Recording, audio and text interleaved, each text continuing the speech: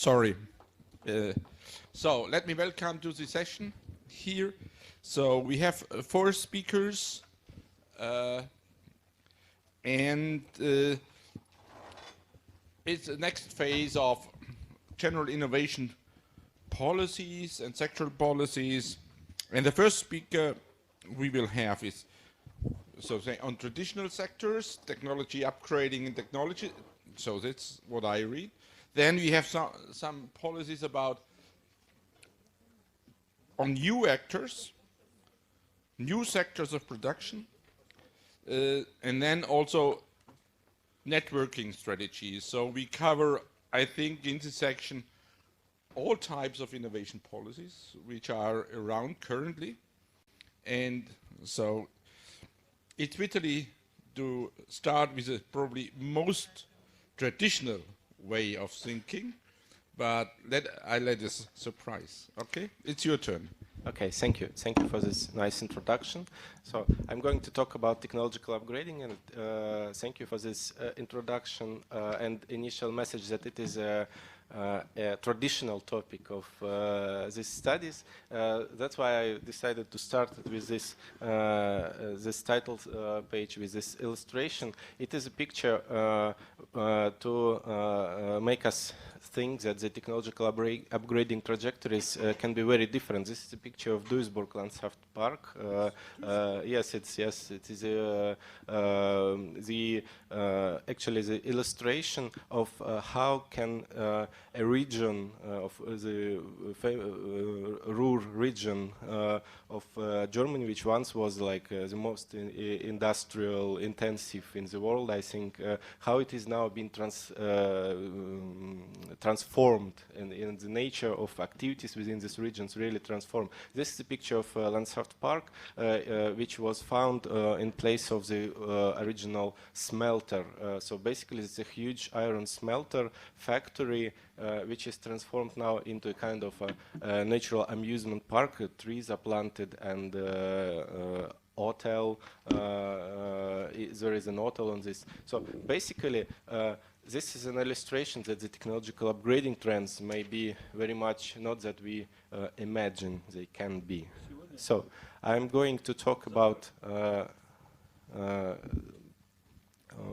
a natural outline of my presentation will be I will talk about some contemporary understandings or advances in the technological upgrading studies. Then I will discuss this micro level indicators and let's say try to propose a new turn in these discussions of how can we measure technological upgrading, and then introduce some empirics on Russia. And this is illustration of the technological upgrading that happened very intensively in the beginning of in the 20th centuries or in the 20s, in the 1920s, in the beginning of the 20th century in Soviet Union. So this is a constructions by Shukhov architect who actually introduced this extremely efficient in terms of material and cost constructions which allowed to build this metallic things. So that was the sign of technological upgrading of that time. I decided to put the 4 key insights about how technological upgrading is usually thought. So a general understanding, if we talk about technological upgrading, any let's say more professional would indicate that it is somehow a transition towards more technologically sophisticated and coincidentally more profitable niches, and it implies some kind of accumulation of new capabilities. And talking about technological upgrading, we imply that there are technological capabilities, right? Today, it is very much equalized to the promotion within the global value chains and increasing the positions in the international labor division. There is a broad range, well, talking about the mechanics, how it actually happens, there is a dominance of this, let's say, studies inspired by retrospective analysis of how the technologies evolved historically that there is a unified country-level pathway, let's say gradual shift from one industry to another. First we need to develop, let's say, heavy industries, and some other industries will flourish. And it implies that there is a certain bias towards high-tech, and that there is a clear sequence behind this. And a highlight from methodological studies that we cannot reduce this metrics of whether the country is upgrading or not to one specific indicator. And the measurement agenda actually is dominant by, I would say, is dominant by macro level indicators. There are plenty of them nowadays.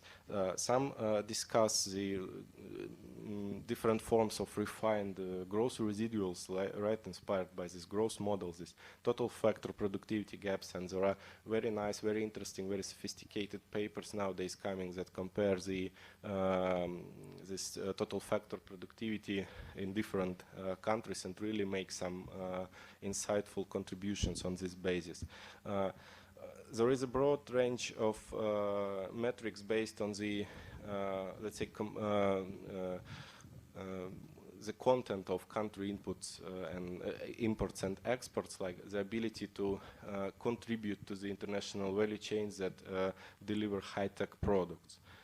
There is also a more sophisticated metrics of whether the country is really integrated into the global value chains or not, like analyzing the structure of value added, and a growing popularity. There are metrics of technological complexity, which implies that the country which is upgraded should be diversified and should deliver different types of goods, let's say, including, of course, the high-tech. However, or I wouldn't say however, but in addition to this, there is a broad flow of new evidence-based studies, case studies, and from different economic contexts and sectoral contexts. We have extensive analysis on success of Asian countries. We have broad range discussions in the middle-income countries, and this recent highlights actually challenge this holistic picture that was more or less clear several decades ago. Like first, the case studies show that there is no unified pathway, that actually the success stories rely on different competitive advantages here and there, and these stories are highly dependent to the initial positions of the country towards the international productivity frontier. And this makes the story much more sophisticated. There is no clear sequence what industries to support and how to succeed. Then, yes, this the second bullet is the architecture of the trajectories should be different for developing and emerging economies and middle income, let's say. And there is a huge challenge what to do with the developed ones. Then another insight is that global knowledge is crucial. Actually, we cannot gain capabilities without taking them from somewhere, either developing them from the scratch or adopting them. But it is about global knowledge chains and not about the global value chains. And then there is a clear convergence of discourse of technological upgrading and the innovation discourse and the innovation imperative discourse. And I would stress here that the capability to develop innovations is nowadays acknowledged as the most proper metrics of the system, of the upgraded systems that we are talking about. And this is flourished by the, let's say, formula which is invented quite long ago, but still remains one of the most solid that turns the discourse of sectoral shift into the discourse of development of capabilities, let's say. And this it was proposed by Lin Soo Kim in 80s, but still this pathway of adoption, then imitation, and then innovation is a kind of motto which is widely applied at both at the country level, at industry level, and at the firm level. And we are now in the situation where we actually have new data sources which allow us to construct these metrics explicitly to measure this upgrading in terms of development of capabilities, let's say. So this is a firm level taxonomy of innovation strategies, which was, let's say, popularized by OECD in a OECD microdata project 2009. Basically, it allows using some standard metrics derived from innovation surveys to classify the enterprises according to the sophistication of their innovation strategies. We start with the most straightforward ones, the technology adopters, though that do not have their own creativity input. The next stage would be national imitators, which focus on the national market and adopt some technologies but have some own creative input. International imitators, which still focus on the international markets. Those who create something new for the Russian market, and international innovators, the most prominent ones. This helps us to construct meso-level trends derived from the micro level. So the innovation surveys in Russia hold for 2 decades, allow us to construct these propensities of Russian innovation companies to different types of modes. And we see that this allocation is quite stable over years. And the applicability of this indicator to discuss the structural change and systemic change, you can find the broader discussion in a paper that we had published in 2016. But for this specific study, we use the same data set to discuss the sectoral propensities of basically to understand the regimes, the established innovation regimes within sectors based on the sectoral propensities to different types of enterprise. So basically for each sector, I estimate what are the most probable strategies of enterprises given the given this time period and sector. This is an example of food industry, right? So food and beverages in this frame of these 3 years. The most probable strategy appears to be non-innovative strategy, right? Then there are certain propensities to technological adoption, to national imitation, and so on. And we have 88 such pairs over 16 years horizon, and this results, after a cluster analysis is applied, this results into actually 5 types of industries, or 5 types of industrial regimes. First we call low innovation, another one is the dominant technological adoption, local imitation, international imitation, and broader innovation. So given the time constraint, I'll be fast at this point, and this can be used to construct the strategies of the trajectories of transforming sectoral transforming through 16 years, right? And here is again this example of food beverages, so food and beverages. So in the beginning of 2000, this sector was classified as a broader innovation. That means really actively developing something new and acquiring a lot of momentum. But then in the next years, in the follow-up years, it downgraded to the class of local imitators and remained like that. We can go in for detailed analysis, and we can talk that at the beginning of 2000, or in this particular stage, it was widely bought, let's say, by multinationals, and thus at this stage maybe the innovation activity hampered to some extent. So to have a more clear picture, we can see the lists of sectors that were actually upgrading on the 16 years horizon, maintained their positions, and downgraded.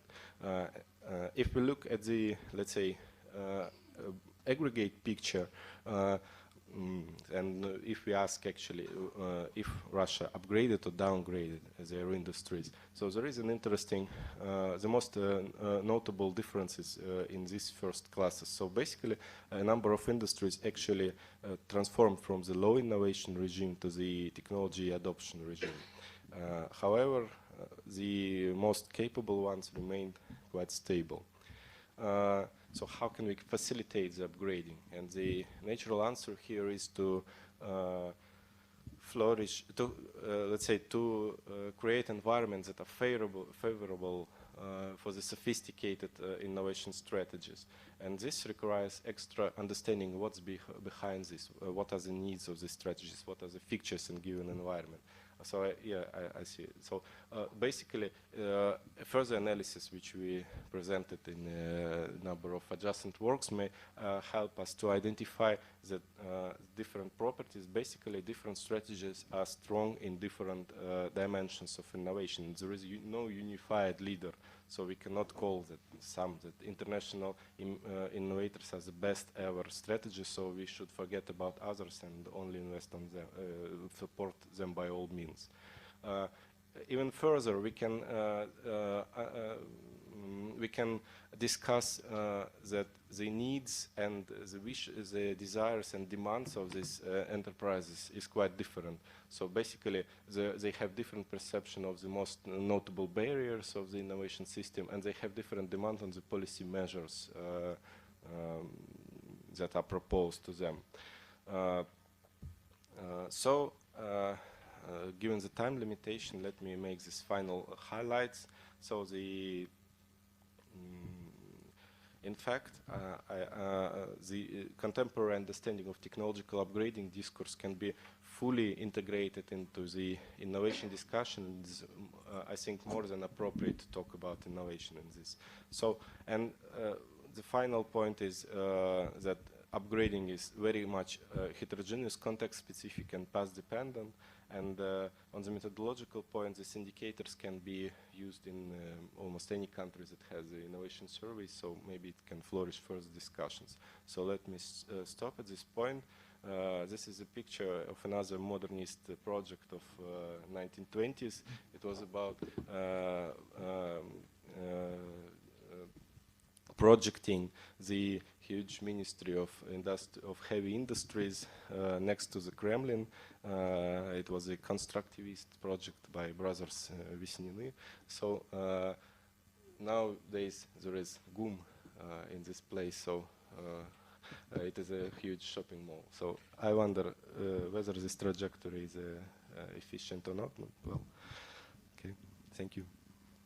Thank you. So I think it might be heavily interesting talk. However, time is quite advanced, so I allow for one question. So who might raise the one question?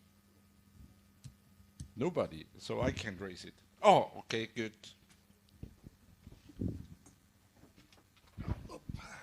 Спасибо. У меня один вопрос. Скажите, ваш доклад называется «Системный сдвиг в стратегиях инновационной деятельности». Так вопрос у меня как бы самый главный возникает в этой связи. Так чем же будет характеризоваться будущий системный сдвиг в мировой экономике, в российской экономике? И главным образом, когда же он произойдет? Спасибо за ваш вопрос. Вы по-русски или будете или по? Я вам по-русски отвечу. Ну, можете по-английски, я наушники возьму. Доклад носит ретроспективный характер, анализ того, что происходило на горизонте последних 16 лет.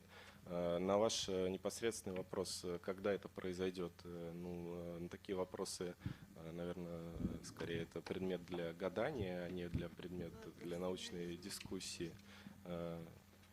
Много сдвигов существует, и вот, в частности, некоторые из них фиксируются такими метриками. Меня особенно поразило ваше отношение как ученого к слову гадания. Тогда вам надо идти на Казанский вокзал и у цыганок спрашивать. Спасибо за ваше мнение. Пожалуйста. Надо просто владеть или вставить актуальное название доклада.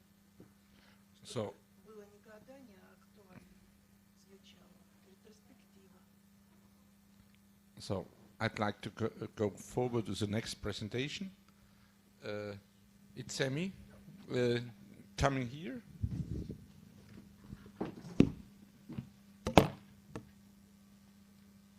So, so next presentation is high-tech startup in strange places or unlikely places. So I know a lot of high-tech startups, also always occurring in favorable places. So it will be interesting to see where you found unfavorable places with high-tech startups. So it's an interesting issue. Thank you, Georg. Just getting this one. All right. So I'm Sami Mahroum. I flew here from Abu Dhabi. I'm based at INSEAD on the Middle East campus. Me too, I have a small announcement to make. I did catch cold yesterday, so my voice might be a little bit too weak. So yeah, I'm delighted to be here. Thank you, Dirk, for the invitation. I'm pleased to be among you here. I was given 20 minutes to speak, and this is an abbreviated presentation of an otherwise a much longer talk. So this is a research project that I undertook over 2 years ago.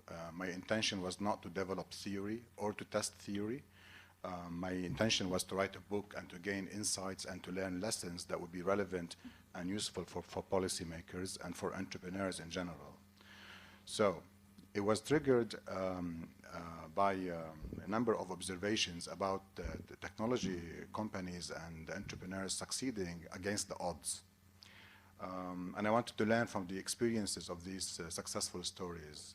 I had a brief discussion around a coffee during the breakout in one of our conferences in Abu Dhabi with a guy who set up the largest logistics and courier company in the Middle East. It's called Aramex. It's actually a global company. It competes against FedEx and others. And we talked about Saudi Arabia and how difficult it is to start a business and to enter the Saudi Arabian market. And he said he managed to do that after 18 years of attempts. And when I asked, how did you do that? He said, this is the job of an entrepreneur. This is how you collect the value, how you capture the value where everyone else give up and leave it for you. So he continued to be resilient, and he managed that. So I wrote a book about it. It's called The Black Swan Startups, so Understanding Rise of Successful Technology Businesses in Unlikely Places. It was published by Palgrave in 2016. It has been doing well, at least in terms of electronic downloads. The trigger, number of observations. For instance, there's a guy called Zafar Khan. He was based in Silicon Valley, and he wanted to set up a company. And he did the exact opposite of every single piece of recommendation you come across around the world. He decided actually to move from California, from Silicon Valley to Lahore in Pakistan to set up his company. Now, he is of Pakistani origin, but he's not from Lahore, and his wife is actually Polish. If we were to advise him, we would just take one simple example of the type of the evidence-based recommendation. We will look at the number of indices. For instance, this is the Global Competitiveness Index developed and published by IMD in Lausanne, the business school. And it clearly shows that the US comes at least those years. It was ranked fifth in the world in terms of competitiveness compared to Pakistan, which is 148. And I can assure you that if you look at the latest version of the publication, things have not changed much. Then there's another example that I identified for the book, a guy called Rabi Ataya. He's Lebanese. He was also educated and he was educated in California, and he was working there when he decided that he wanted to set up a company like Monster.com that helped people find jobs online. And this was around the year 2000, when the internet was still infant, especially in the Middle East. And he decided to do that. He quit California and he went to Dubai. Again, if we were to look at some of the available indices, we find that the recommendation would be that you are much better off starting up a business, a technology-based business in the US than in the United Arab Emirates. And some will argue that that's still the case today. He went against the odds and he did that. Janus Friis from Denmark and Niklas Jenström, they moved from Sweden to Estonia to set up Skype. And the same old story, if we were to compare, we will find most studies and pieces of recommendation would have told us in the mid-90s and the early 2000s that Sweden is a much more sophisticated place to set up a technology company. So the examples, I mean, since I took interest in this topic, I found that there are so many examples around. So I wanted to learn a little bit more from these entrepreneurs on how did they manage to succeed where other people failed, okay? So I thought if we manage to learn a little bit from these guys, then we will be able to help more people succeed until the system improves. I'm not saying that the system does not need to improve, but we cannot wait forever until everything, all the system improve. We cannot wait until we are all Silicon Valleys, right? So to start with, I wanted to identify the factors that are associated or identified in the literature to be associated with successful regions and locations for technology companies. In particular, the popular ones, Silicon Valley, Route 128, and then in Asia, Taiwan, Singapore. The type of variables and criteria that policymakers pay attention to and advised by academics and others to put in place to help create a very favorable environment for technology companies to emerge and rise. So we did that. We did a literature review, and we identified. I'm going to skip a little bit faster, and we identified this list of variables and factors that you find in the literature that, to be identified with places that are friendly and supportive of technological entrepreneurship. And then we said we looked for a number of companies that would serve as well as case studies, and this is what we did.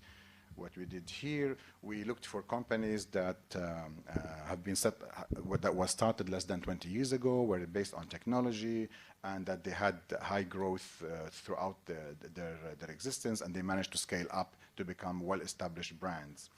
Atlassian in Australia, Byte.com. Byte.com is the only company in the Arab world, Middle East, that was founded in the year 2000 and continues to exist, by the way. Maktub, which is the regional answer to Hotmail, and again, this and around the year 2000 something, I can't remember the exact date now. It was acquired by Yahoo. It was the first company in the Middle East to have to be acquired by an international player. And then Rovio is the company that is behind Angry Birds, the very popular game in Finland. Skype, you all know about. StormGeo is the largest weather news and intelligence company in the world. It's based on the west coast of Norway. Sovizar is the Pakistani company I told you about, which is an algorithm-based marketing company, market research intelligence company. SoundCloud, it's a platform where you produce music and you share it for free, and if it gains a lot of attention and traction and popularity, you decide to monetize it. 24 Symbols, it's a Spanish-based company that allow you to stream books rather than downloading books, which has all sort of different copyright entitlements. TomTom, I guess you all know about it. If you still own a TomTom device or you use iPhone, the maps on it will be provided by TomTom, with its probably the most famous Dutch company that was set up in the last 50 or 60 years. All the others are well-established multinationals that existed at least for 100 years. And Red Bull, it was the only controversial case because it's not really a technology-based company, it's a marketing-based company out of Austria. But I was very keen on doing something on Red Bull that I wanted to include it. So again, this is for a book, it was not for a paper, so I gave myself a little bit of of freedom. I did not want to test theory. I wanted to learn and gain insights. So this is what we did. These are, as I said, the typical factors associated with technology, with regions that support technological entrepreneurship and technology growth. The bottom-up model that is very much associated with the US and Anglo-Saxon world. The top-down, it's the government, is the led government-designed model, usually around creating the enhancing factors to allow local players to be competitive internationally. They focus on cost, infrastructure, developing international networks by inviting big players to set up facilities in their location through which they hope to gain access to international markets. Okay, so then we did a series of interviews, not only with the founders, but also with people who represent the regions and the locations in which the founders operated. And we first wanted to check how many of these 15 factors were present in the 11 cases. And we found that, for instance, in the case of Dubai and Byte.com in Dubai, most of these factors were in fact available. So the Dubai case in this regard wouldn't qualify well, because the region itself is not really an unlikely place. It's a quite helpful place for entrepreneurs. Whereas a place like Lahore, very few of these, only 7 of the 15 factors that are identified in the literature could be found. So Red Bull, Atlassian in Sydney, TomTom, they all operated in places that did not have all these factors available. And then, but how many of the factors available? Sorry. Okay, so of the factors available, which factors in particular? So talent was available for most of them. I'm paying attention, don't worry. So talent was available everywhere, as opposed to risk capital. So risk capital was not available in any of the 11 cases. Again, this is not a survey, okay? So I see people taking pictures of it. This is really insights coming from these 11 cases. So it actually shows that not having venture capital, risk capital in a place is not necessarily an impediment, a hinder for an entrepreneur to set up a company. All these companies, they managed to find the risk capital elsewhere. They went to London, to New York, they went elsewhere. They went to Dubai from Jordan, and they raised the capital. So having the capital locally was not something that companies worried about. The other thing is, for instance, issues like knowledge entrepreneur, like immigrant entrepreneurs. That was not something that was relevant for a majority of them. Having an entrepreneurial university did not show up as something that was critical for them. Knowledge-based infrastructure was important and was present in most cases, as well as talent. In terms of best match, the best match was between Byte.com and Dubai. I would say a policy, or at least an insight here, is that the entrepreneur himself and herself have to be clever enough to find the right match between what they require to have in a place and the place they choose to set up a company, instead of setting up a company in the wrong place and expect the whole country and the whole system to change for them. In Lahore, it did not matter, because there were only 4 or 5 criteria that were the most important for them. They wanted to have internet connection and cheap skilled labor, and the guy had all his markets and clients already well established in the US. He knew them in person. He just wanted the cheap access to talent. He bought his own server, his own power generator, and he circumvented everything that Pakistan doesn't do well. He didn't have anything to ship through airport, and he didn't have to deal with Pakistani red tape. So he said none of the disadvantages of Pakistan actually affected him at all. He could only benefit from the advantages of the place, and that made Lahore far more superior to him than Silicon Valley, because it was much cheaper for him. He did not need to raise capital. He did not need to sell equity, and he had far more time to succeed than if he stayed in the US.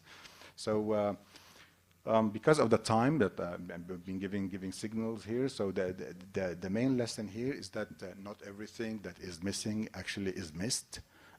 It varies from one sector to another, from one in the business to another, and not everything that not everything that is important in place X is important in place Y. What you need to do as a policymaker is to look at the type of advantages your place offer, and then match it with the right type of businesses that are more likely to succeed in the location in which you are designing and developing policies for. Did I use all my time now, Georg? Or? Yes, so it would be good. So Yeah. 1 minute. So I'm happy to take questions now, using my 1 minute. Okay, so fine. Questions? So I had to go super fast, so so I have, but there's a book. yeah, but without knowing the book, also is quite interesting. So there is what comes to my mind when I saw you're always looking at or matching local conditions and to local firms, even if those firms are active in a global market. So this was one of the criteria of selecting your firms. So why you didn't take care that they also might be active in a more international market for supplies, like in venture capital? So the conclusions you got local, it's not, venture capital is not necessary, but a local supply for venture capital is not necessary. Absolutely. So there are. So I might. Yeah, absolutely. So something is critical for you. They say yes. Was it available at home? They say no. But it doesn't mean that they couldn't find it elsewhere. Yeah. And then there are things that are critical, okay, but not for me. And they are available at home. We have a fantastic university, but really we don't need it. We don't have to deal with it. So it's a little bit giving more maturity for the policy discussion, where it tends to look at a certain type of assets. If we have them, then everything else will follow from them. I think it's this nuance.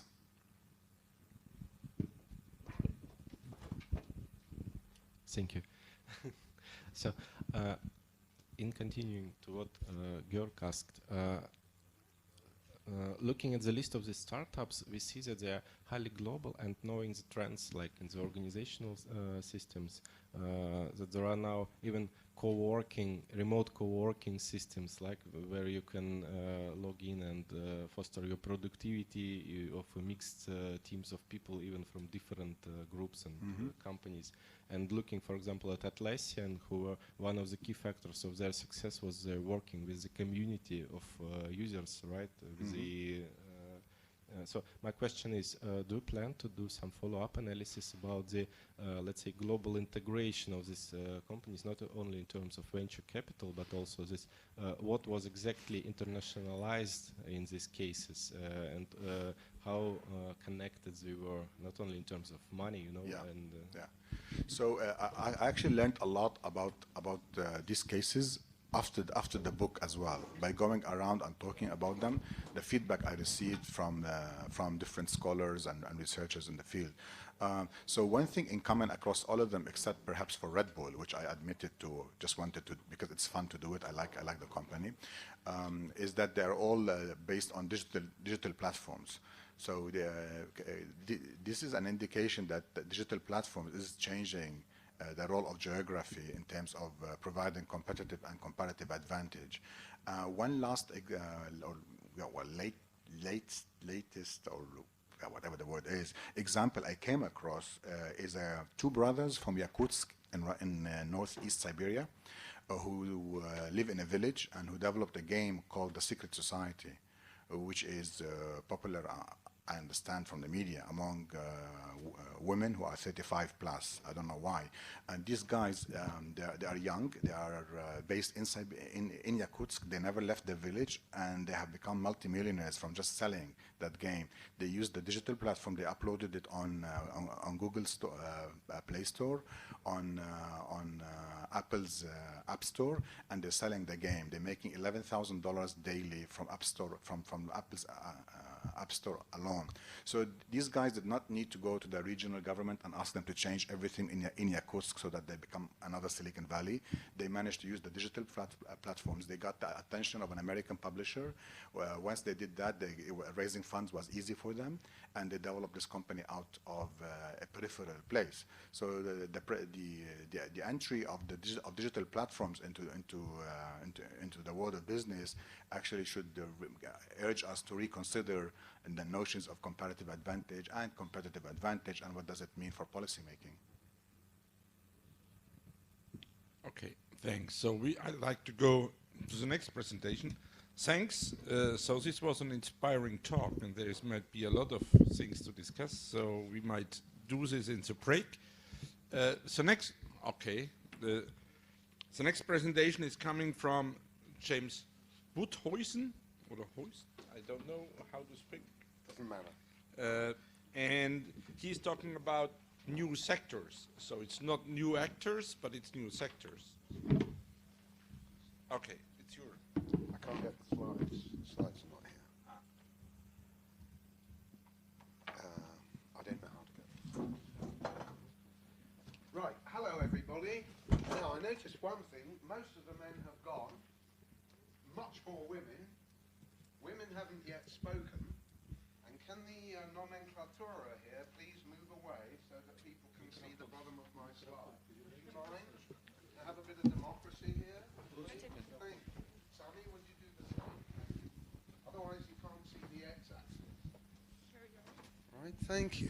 And if you would move it on for me kindly, George, there we are. And we need a full screen. Fantastic. Okay, well look, maybe, yeah, and come, why don't you go in the audience so you can have a look? Yeah, so... All right. Can everybody see? Yeah, so you have to sit down and give me the micro so I can stop you later on.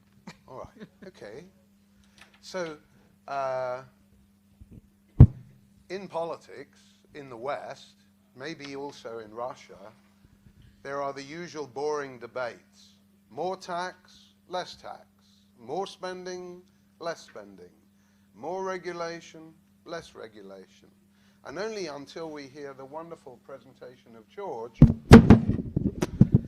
do we hear about productivity, which was great, especially the divergence between small firms and big firms. And we don't hear much about jobs or progress. Thank you to the translators. Let me know if the jokes are not clear.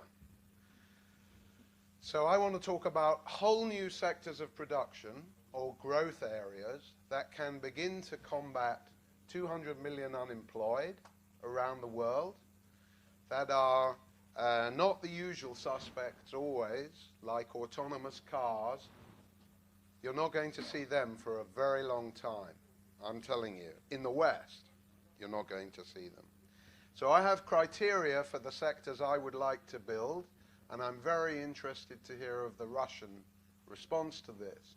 The sectors have to be internationally competitive. With great difficulty, they also have to provide lots of jobs. That's quite difficult to do both automation and lots of jobs. But that's where policy comes in. And thirdly, they have to last, the jobs, for 20 years or so. So that's what I'm interested in. And if you take some examples, Greens in Europe, especially Germany, are always very excited by energy from waste. Not very productive, quite a lot of jobs because it's quite labor intensive, and whether it will last compared with other forms of energy generation, I rather doubt. If you take immunotherapies, personalized medicine, it's not going to have a big impact on productivity, although it may keep people older for longer. It's not going to create a lot of jobs, some jobs in R&D, but not a whole industry around that. But it will probably last once they get it right. And then one thing, robots to clean up beaches, highly productive, not many jobs. Probably we will need them for a long time because there's quite a lot of stuff in the oceans and on the beaches. Two other criteria for new sectors. we need what they make. There must be some demand for it, you know? Market demand and human need, they're not quite the same. So let's have a look at the sectors that I have in mind, and please shoot me down. First one, which is given by the British housing disaster, because we are so progressive in Britain, as you know, is housing, mass manufactured housing. In China, they delivered 1 million homes in 6 weeks. Would I like to live there? No. Is it better than living under the United Nations tents in Haiti, along with the cholera? Yes, it's better than that. So I'm all in favor of that kind of mass manufacturing. They're also doing some mass manufacturing of hotels. 15 days to make this hotel. I'm not sure I want to stay there, but they are using little modules there. And there are all sorts of other technologies that are making architecture and housing much more productive. This is HoloLens by Microsoft, along with Trimble SketchUp, and you just go like this, if you can see, and you make new buildings according to the same modules. And then there is drones to look at your progress, not really to move things around, but to watch your progress on site. And then there are robots, Robotnik, is that right? Yeah. And if you look at MIT Technology Review, then I think they've now come 5 times as fast as a hand bricklayer. Some of the jokes are coming through in Russian, that's great. And look at China, what is it doing? Well, here's a modular house. They make a whole house like that. How long does it take to put up? 3 hours. But there's one little snag I just found out through diligent research, as good a research as you all do. It's not true at all. I've been giving this speech for 2 years, and then I checked, and it's all rubbish. They're not doing that in 3 hours. So when you're doing research, folks, look out for fake news. But anyway, now you may say in Russia, we tried all of that modular mass manufactured housing back in the Soviet era, and it was all a disaster. Right? But I've got to say, you're not in the Soviet era. And many engineers often say in companies, we tried that, it won't work. And you and I know that that's actually not such a great argument, because you can always try it again if you can. And now you have you didn't have in the 60s, the internet, Chinese manufacturing, global supply chains, new materials, you know, all of the housing crisis, and so on. I mean, maybe you had a housing crisis under Khrushchev, but anyway, so that's the first of my sectors. The second one, which you're already very good at, you just need to make it into a whole new industry, is pipes. Not very sexy, but for broadband, for water, for gas, for electricity, for oil, and in the developing world, for sewage, pipes. I don't want to call them smart pipes. I hate all that American stuff. But clever pipes, yes, we need clever pipes that tell you what's in them, what's going wrong, where the leaks are, and how far below the ground they are. Look at the user interface here. It's not exactly great, you know? Or look at that one. We're supposed to be good at user interfaces, yes? But there's room for progress here. So somebody has already started talking about smart pipes, but that's my second one. And I am told that Vladimir Putin is the only world leader who can tell you about the diameters of pipes for oil and gas. That is a considerable thing to do. All right. So now, very importantly, there's a convergence nowadays. Oh, God, I'm knocking everything over. Sorry, louder. Okay. All right. Thank you. Thank you. There's a convergence now between medical devices, digital techniques, and also pharmaceuticals. The three can go together. So here is something that reduces your blood pressure, but there are many other devices that will put electricity up your bottom to cure spine problems and so on. And they will give you a digital readout about that. So there are 50,000 jobs in conventional medical devices in Britain alone. If we integrate them with pharmaceuticals and with digital techniques, we can go further. So that's a candidate. Is there a demand for it? Yes. Could it make a lot of long-lasting jobs? Probably. Could it be high productivity? It could be high productivity. So here's another one. Now, many Greens, especially in Germany, hate carbon. How many of you want to live in a zero-carbon world? Anybody want to live in that? Yeah? Ah, our friend here. Well, you're 18% carbon. So zero carbon means no more you. Now, carbon, you know, saves weight in cars. It saves weight in aircraft. And here they're using it with a Dutch firm to clean up the atmosphere in Beijing. Here's a lovely German firm using moss to clean up the atmosphere of particulates in Berlin. So this is carbon used against carbon, which is good. And here is a graphene dress. Graphene was manufactured by 2 Russian scientists in Manchester University in 2004. Very little has happened since. We're not moving forward with graphene.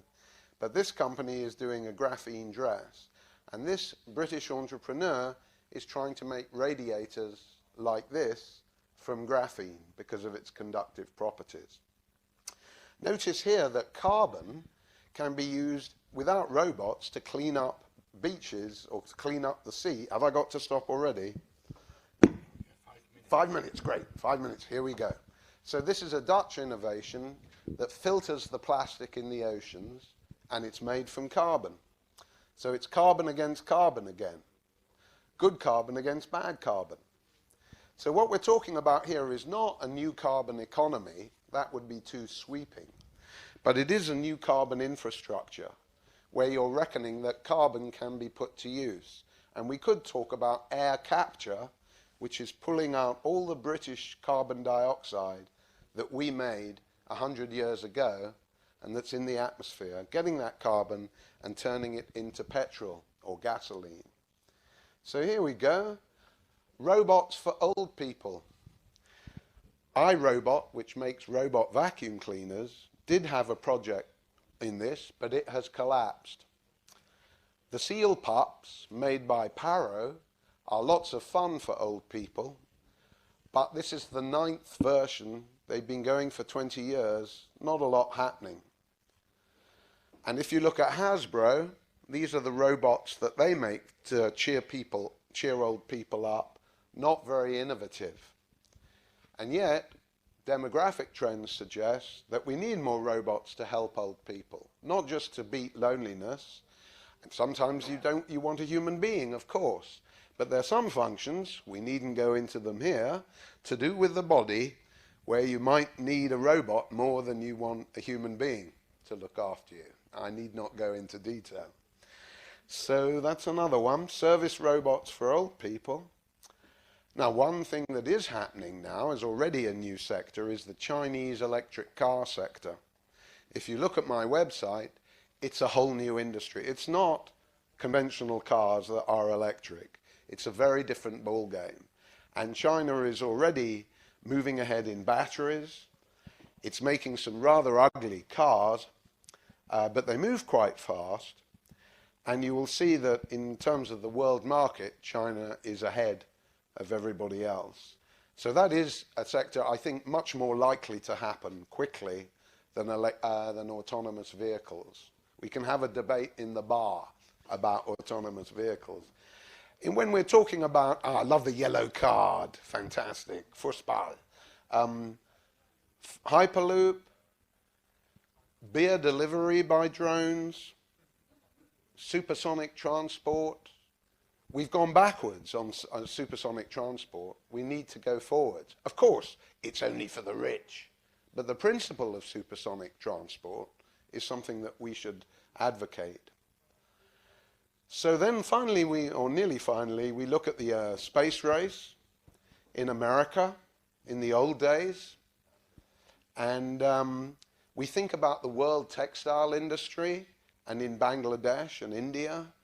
Could we make these better electronic clothes that keep you warm when Moscow is minus 40 degrees centigrade, that keep you cool on your dacha in the summer? You can print sweaters already with 3D printing by the Japanese, and already they are now making electronic clothes which display a little bit like Tinder. I like the look of you, George, or I don't want to go out with you, George. So we're looking at temperature control and visual display. So electronic clothes, and then something that happens a lot now, something to deal with floods, to deal with disaster relief on a mass manufactured basis. In Britain we use sandbags because we're old-fashioned and they don't work, but we still like them. But in Sweden they use this, it's a bit more effective. And when we're thinking of Haiti, we need a mass disaster relief system. So I'm just about done, my time is up, my 5 o'clock shadow is showing. But thank you very much. I've got another 9 industries that I would like to propose, and I'm sure you will all shoot me down in flames. Thank you. Okay. So.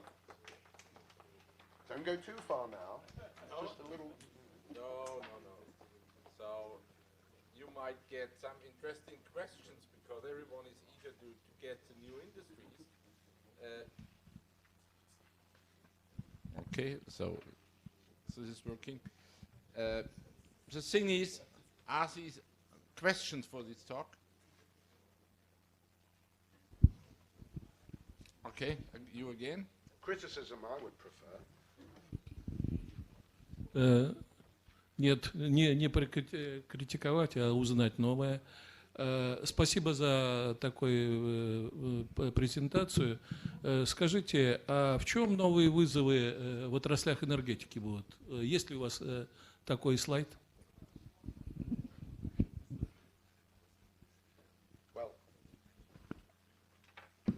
Like our friend from UAE, I have a book about it, but it's too heavy to bring on a plane because it would have a big bad effect on climate if I brought that book on a plane. But I can give you a PDF of it, and I think the simple thing is energy does not go by Moore's law. Energy is advancing a little bit, but nothing like exponentially. You know, the Americans are in love with this word exponential. We are not seeing an exponential improvement in batteries, for example, or in energy storage. It's all very slow.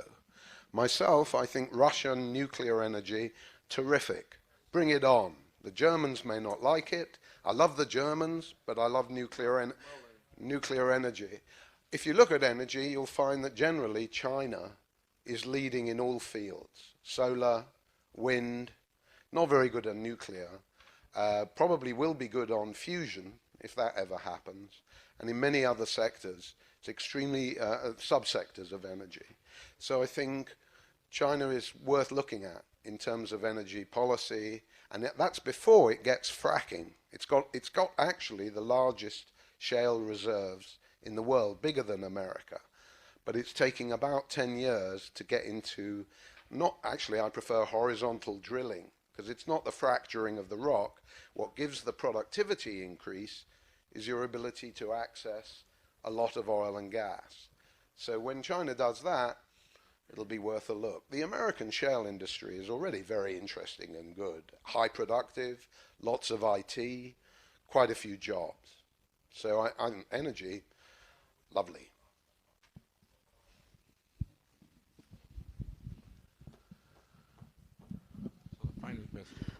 Спасибо за доклад, отдельно за эмоциональную подачу.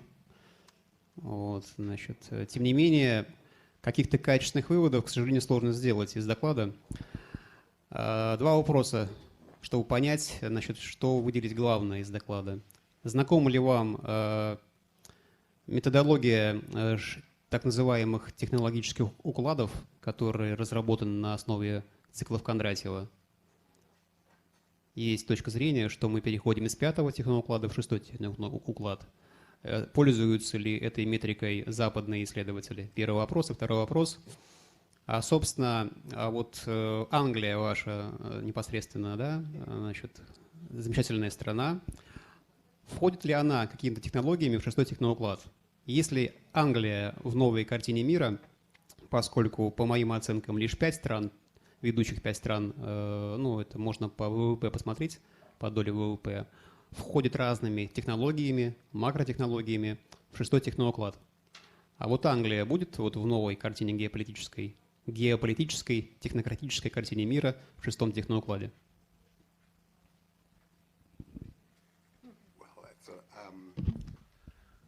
That's a lovely question. Of course, I've never heard of Kondratiev, although I like the critique of in fact, I don't believe in Kondratiev waves, and I think the best critique you can read is by Leon Trotsky of Kondratiev.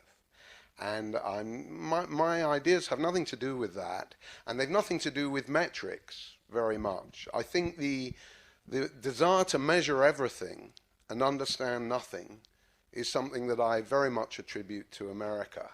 And I love America just as much as I love Russia.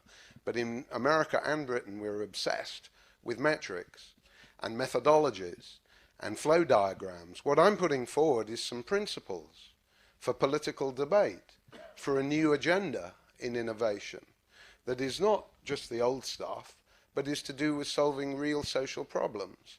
And yet it's supposed to be realistic as well. I don't mind how it's delivered by the state or by the private sector, but what I am concerned about is that we start new areas of production that are exciting, that can really make a difference, more than a difference, actually. As for Britain, we're going backwards on nearly everything, you know, and the good things about Britain, but our research and development is now, as a percentage of GDP, is moving down to Russia's level. And Russia is still a little bit up, I think, in as R&D as a percentage of GDP. So we don't really care about R&D in Britain or innovation. We like to talk about it, but I don't think it's a good example of, you know, because we're good at talking, performing, acting, bullshitting. But I hope that's a good translation for that. But, you know, we're not an example easily to follow. Was it something I said? So, no? Oh, well, he's on his way out anyway. So, no, I don't think we're entering a Kondratiev cycle. We're just moving into a downward cycle in Britain. Yeah, so I would say it's something like a negative Kondratiev cycle. Yeah, kind of. Okay, Yeah. so, but just let us move to the next speaker. So this is Valeria, over there. So she's also from Moscow, and she's talking about regional networks or networking, and especially the regional component, agglomeration, the usual lines of development and the role of networks in innovation development.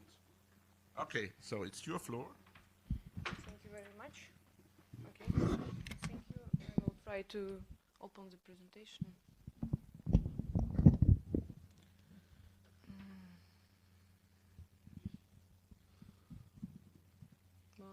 Что нажать? Okay. Oh, it's okay. Okay, thank you. My name is Valeria, and today I would like to talk about the cooperation strategies of manufacturing enterprises, especially in Russia. And so this topic have attached considerable attention in the literature as well as in the policy discussions. And of course, the reason is quite obvious for this. It means that the conditions to perform innovation have changed significantly. And the increasing complexity of knowledge processes and the speed of information dissemination, they lead companies to search for valuable resources and capabilities beyond their boundaries, and to move more to open models of innovation. So this field, so open innovation, has experienced a strong increase in scholarly attention, and has been researched from a number of perspectives. So scholars focus on determinants, processes, outcomes within the organization, outside of the organization, between organizations, and also on the broader context of industries, innovation systems, and also society. So in this study, we will focus on the international, inter-organizational level of analysis, and here open innovation assumes various kinds of interactions and knowledge flows between different kinds of development as well as commercialization actors, what we call cooperative innovation strategies. I would like to mention that the literature is heavily balanced towards the study of certain dimensions of cooperation strategies. For example, most of studies focus on what determines the selection of partners, and also we have lots of studies focused on developed countries, and much less is done for developing countries' experiences. So to sum up, in this study we will focus on what determine the choice of enterprises to cooperate in innovation. What we understand under the cooperation strategy. First of all, of course, all enterprises have various motives why to cooperate. And if they have some reasons to cooperate, they decide on different cooperative activities. But of course, there are different internal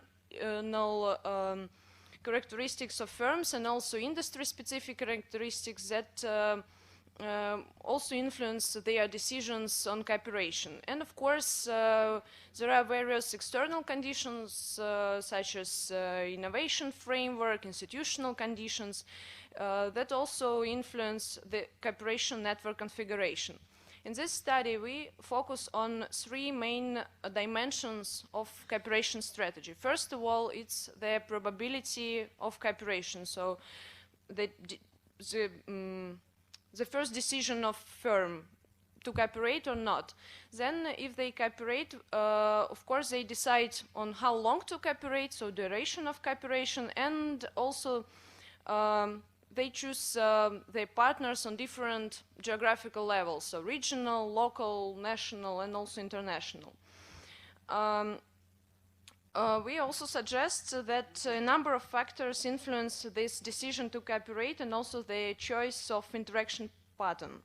So the reviewed literature guides us on the key determinants of innovation cooperation that we grouped in 6 groups. So general characteristics, level of competition, technological opportunities, absorptive capacity, various appropriability conditions, and also the availability of public support.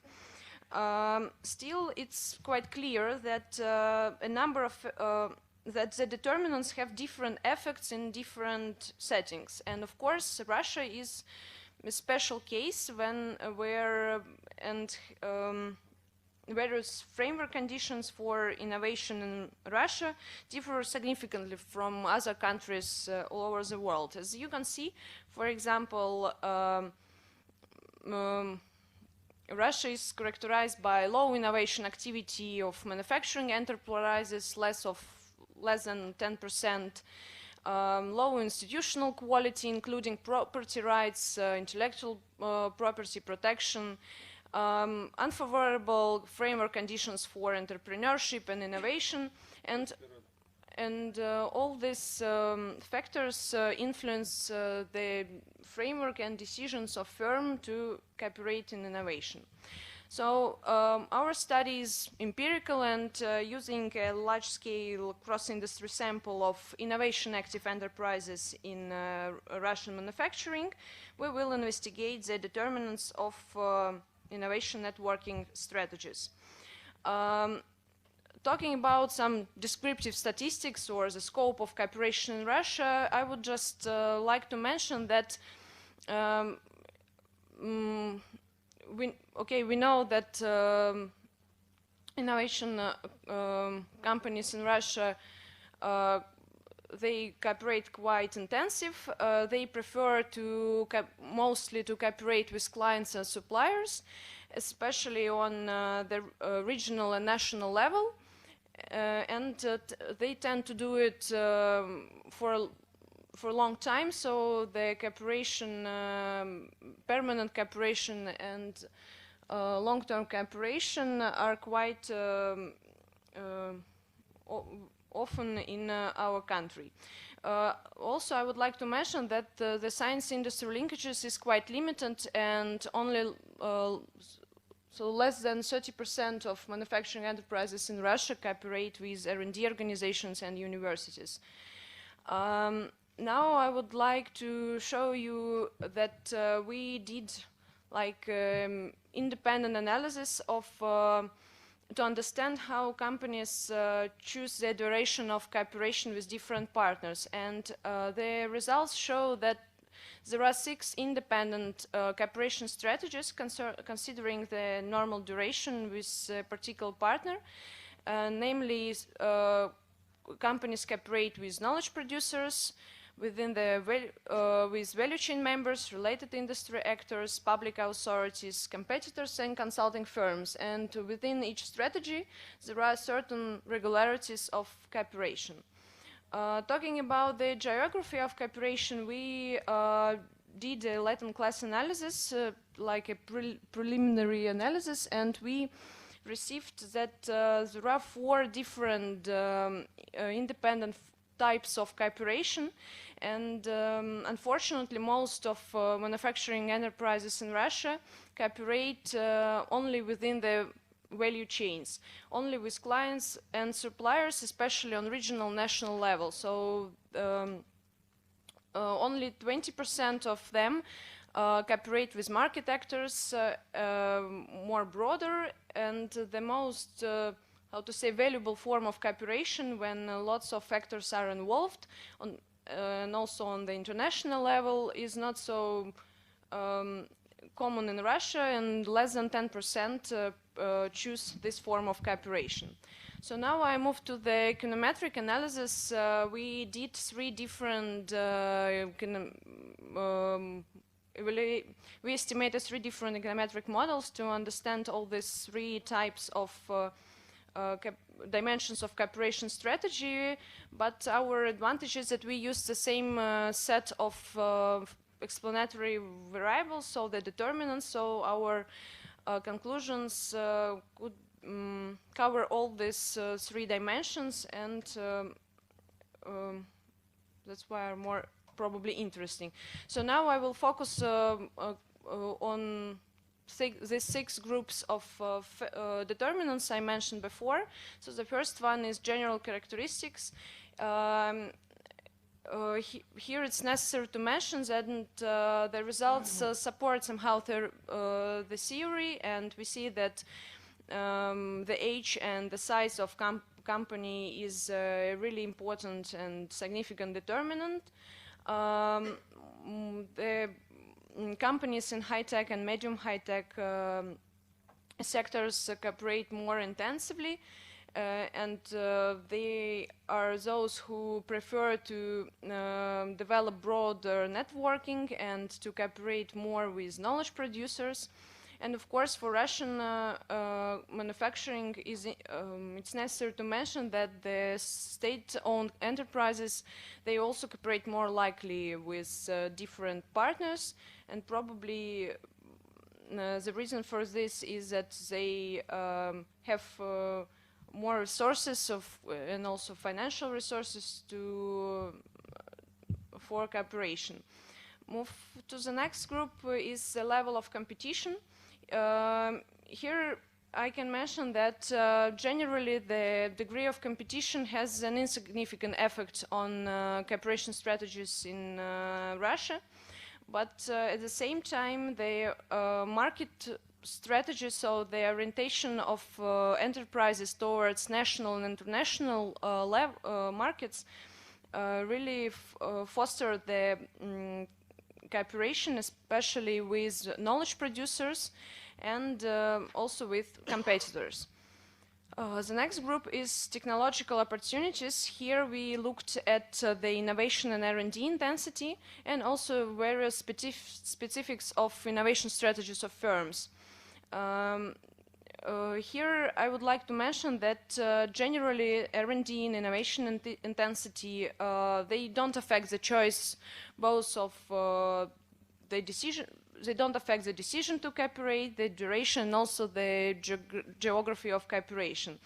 While in most of developed countries, the situation is opposite to this. At the same time, we see that different specifics of innovation strategies, so the focus of enterprises towards product or process innovation also has a really limited effect. So the next group is absorptive capacity. And here the results are also quite interesting. There are a lot of studies trying to measure absorptive capacity and discussing how to do it. And we decided here to include 3 different variables to measure absorptive capacity as a corporate culture of enterprises and what they think about the cooperation. And we received that if the management of company promote the cooperation with external agents and support this, the propensity of companies to cooperate will really increase. At the same time, we see that the developed standard procedures for external cooperation don't have a significant effect on the duration or configuration of cooperation strategy. The next group, and really important in Russia, is the role of appropriability conditions.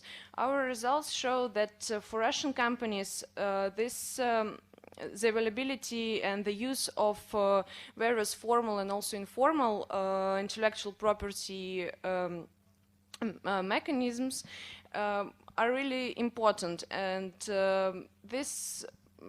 if companies have a really effective management of intellectual property, their propensity to cooperate and to do it for longer time and to do it on national, international level will increase. And the last group of factors was public support. And here our results show that the existing policy framework seems not to be of a great relevance to the establishment of new cooperation networks, but can really somehow support the existing linkages, especially with knowledge producers.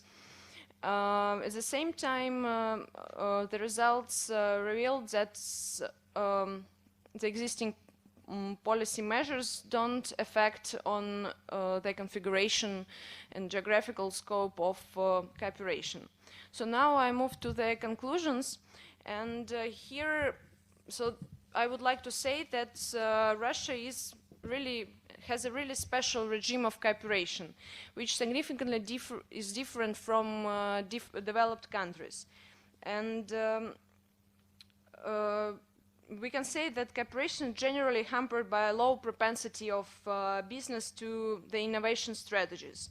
And the maturity of our national innovation system and also the existing institutional relations, they are of crucial importance to the decision to cooperate, while various internal factors like technological opportunities of firms, their absorptive capacity, they really have a limited effect. To sum up, we can say that the cooperation in Russia is really hampered by the low propensity of business to innovation strategies, the absence of a culture of openness and cooperation, and also we can say that our national innovation system is somehow immature, and this also is a barrier to develop broad and extensive cooperation strategies in our country. So thank you for your attention. If you have any questions, I'm ready to answer them. Yeah, so there is time at least for 2 questions.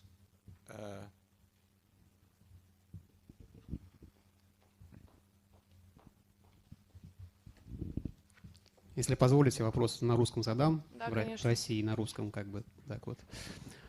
Такой вопрос. Все-таки вот очень много деталей второплановых. В чем, по вашему мнению, как эксперта, проблема хронической неразвитости инноваций в России? В чем ключевая проблема?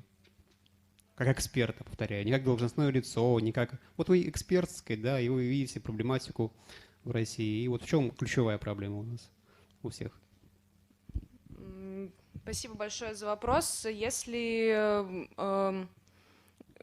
ваш вопрос заключается, как я правильно понимаю, не в отсутствии кооперации между бизнесом и наукой, а именно в низкой инновационной активности предприятий. Правильно я понимаю? Вы как бы спросили...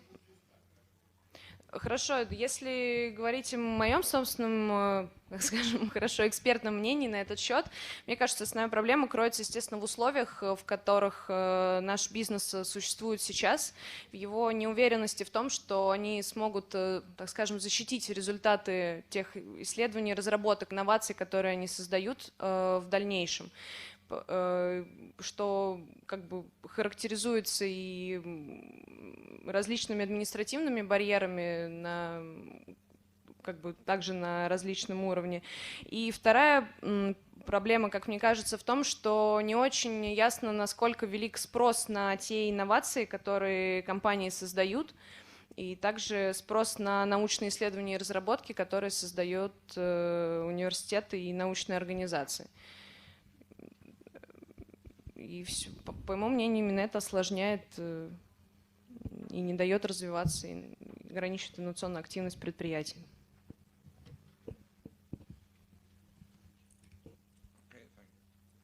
Wolfgang, the final question.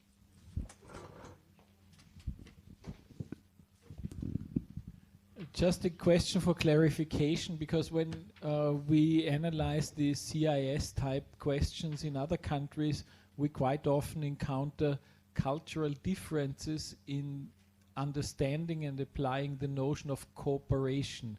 Cooperation means something different in different countries, and therefore the country differences we have to be taken with a grain of salt. And I would like to ask you whether you checked for that, or whether you have some case study knowledge on what is generally understood by cooperation when Russian firms speak about cooperation.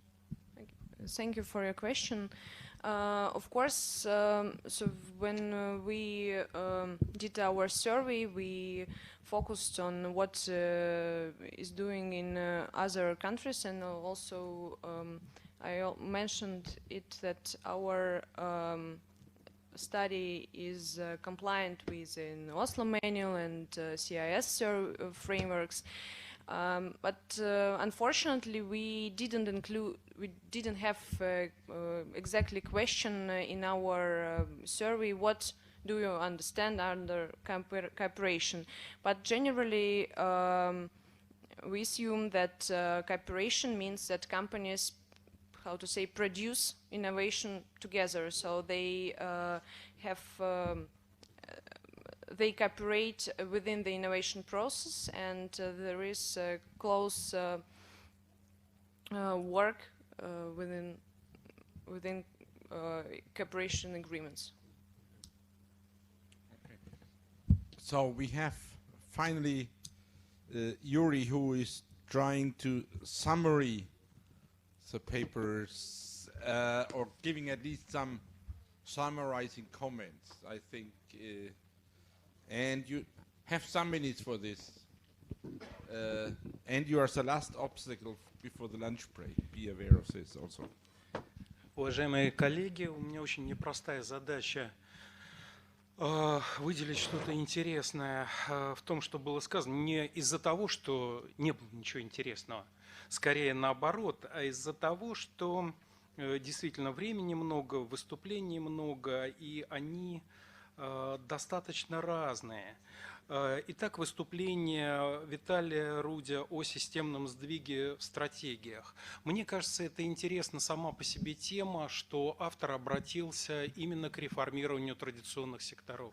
Да, мы можем обсуждать новые рынки, новые возможности, но если мы берем, ну, как минимум, среднесрочную перспективу, то хотелось бы понять, что будет происходить вот уже с существующими секторами и что с ними будет. Здесь мне показалось... Нет, подождите. Здесь мне показалось очень важный и интересный момент, то, что Виталий показал, как, вообще говоря, от более прогрессивной стратегии происходит некоторый сдвиг, с моей точки зрения, к более простой стратегии. От инноваторства к заимствованию. При том, что, ну, я как бы всегда считал, что там модель быстрого распространения технологий, она хорошая, но, судя по всему, это не совсем так. К сожалению, об этом, опять же, не было каких-то свидетельств. Что, да, экономика может быстро расти, если все быстро в ней распространяется. И у меня ощущение, что в какой-то мере это следствие, с одной стороны, избытка ресурсов, который был, когда просто было неинтересно что-либо заимствовать, а потом существенного переключения системы на внутренний рынок, фактически очень ограниченных мотиваций к экспорту и все большей вот такой вот логики, связанной с импортозамещением, и на уровне инструментов это прослеживается. И тогда получается, что вот эти локальные инновации и рассказ об особом и специфическом внутреннем рынке, он становится все более популярным. Я мог бы еще очень долго говорить про то, что мне понравилось у Виталия, потому что был, опять же, момент, что не может быть какого-то единого универсального пути, что у каждой страны есть свой путь адаптации, его нужно рассматривать в динамике. И важнейший момент, я думаю, вы обратили внимание, что для стран с разным уровнем доходов возникают разные приоритеты в политике. Но только это и касается и technological catch-up, это касается и industrial policy, но здесь всегда возникает принципиальный момент, что Россия – это большая экономика и очень многоукладная, и поэтому сказать, мы ближе к developing country или developed country, в чем-то мы очень сильно ушли вперед, в чем-то мы сильно отстаем. И вот такая смесь, особенно если вы посмотрите на уровне регионов, ну, как бы если бы там еще и границы, это просто получились бы разные страны с разными историями и всем прочим. А вы сейчас мне зададите вопрос, хорошо? Вообще говоря, там опять же есть интересный момент, на который бы я обратил внимание, и сложность. Когда Виталий показывал, что вообще говоря, разные барьеры для разных групп компаний. И поэтому политика разная. У нас очень часто эта политика выстраивается консенсусно. Мы берем, там, опрашиваем какие-нибудь предприятия и говорим, надо вот это делать. При том, что там, ну, если среди компаний там мало экспортеров, ну, естественно, никто и не поднимет вопрос о том, что есть проблемы, связанные с экспортом. Вроде как там все хорошо, спроса нет на соответствующие изменения. Это надо иметь в виду. Коллеги, мне показалось очень симпатичным следующее выступление.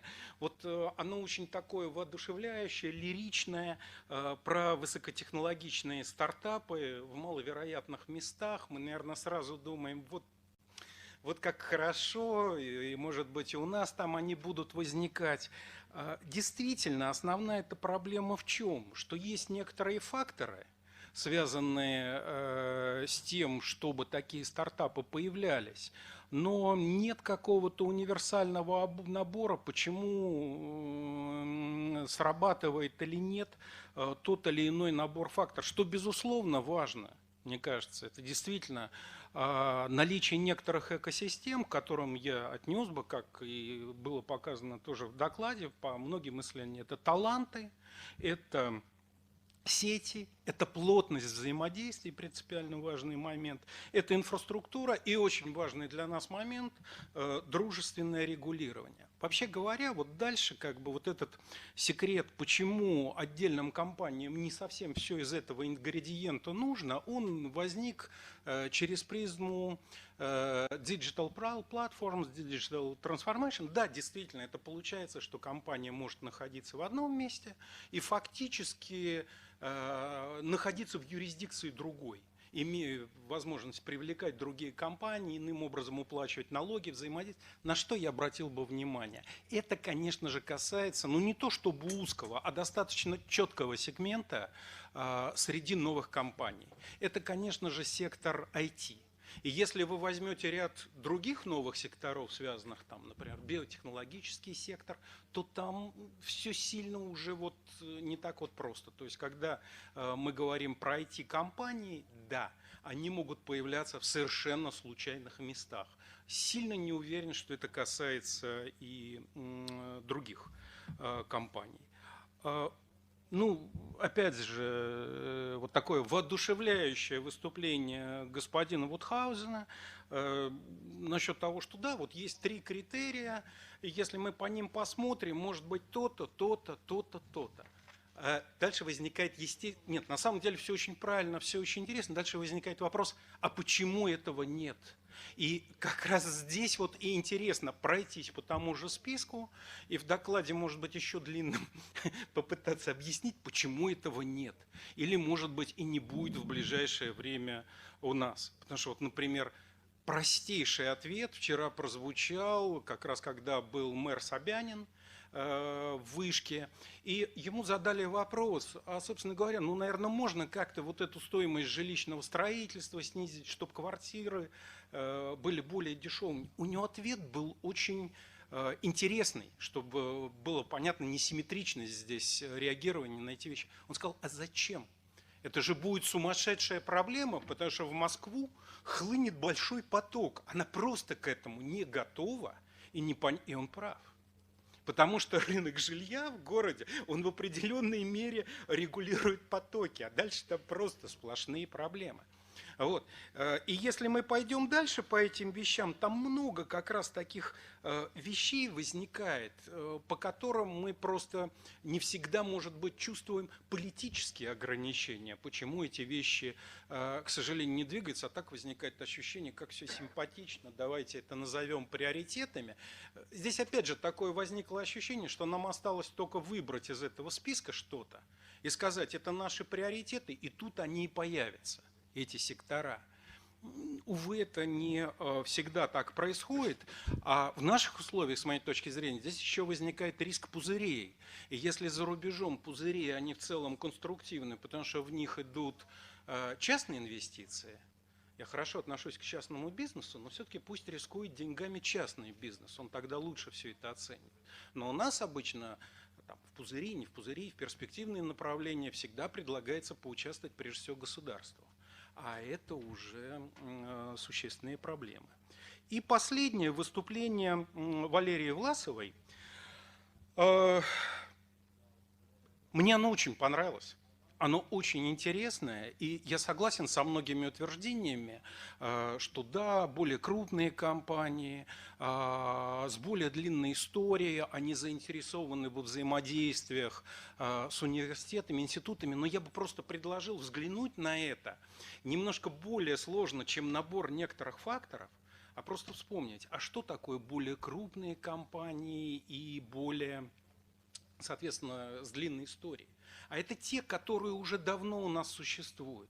А это чаще представители машиностроительного комплекса. Это те, которые привыкли работать с наукой давно. И в том числе сохранили эти связи. Так что это вы ловите некоторое наследство от тех времен, его так и надо интерпретировать. То есть я предложил сразу выходить на вопросы особенностей производственной организации тех или иных секторов, когда там вертикальная организация, горизонтальная организация, мобильные сектора, немобильные сектора. Вообще говоря, не прозвучало в самом начале вопроса, это у многих бывает, а она зачем нужна?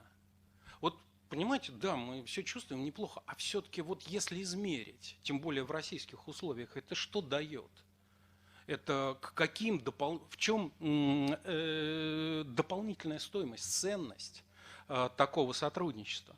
Потому что, да, я понимаю, что в определенных странах там взаимодействие с университетом – это замечательно и хорошо. Я не уверен, что это сейчас замечательный показатель для России. Потому что понятно, что университетам еще нужно пройти длинный путь, чтобы стать действительно серьезным источником знаний для компании. Ну, по крайней мере, конкурентоспособным по сравнению с другими источниками знаний. И поэтому здесь возникает вопрос, а как мы должны интерпретировать эти вещи. Мне показалось очень важным упоминание, вот наряду с этими факторами, это роли организационной культуры. Потому что, конечно же, многие компании, здесь дело даже не в открытой или закрытой модели, это опять же некоторый модный мем, а в том, насколько компания восприимчива к внешним решениям. Потому что мы обычно наблюдаем два главных ограничения в инновациях. Это бюрократическая внутренняя система, особенно в крупных компаниях, которые в наибольшей степени подготовлены к тому, чтобы работать с результатами научных исследований. И это серьезная проблема, что должно измениться внутри компании, чтобы они были готовы с этими знаниями работать. Роль менеджмента здесь высока, самой организации. Я на этом завершаю. Большое спасибо. Мне было очень интересно. Надеюсь, всем присутствующим тоже от прекрасных докладов. Okay. Thank you, Yuri. I think this was a good summary of what we have heard. Also, there is much more details, and I'm sure you can go on for at least half an hour. But now I think we deserve some real food, and I think it's will be continued in 3 o'clock, so we have some time for having lunch and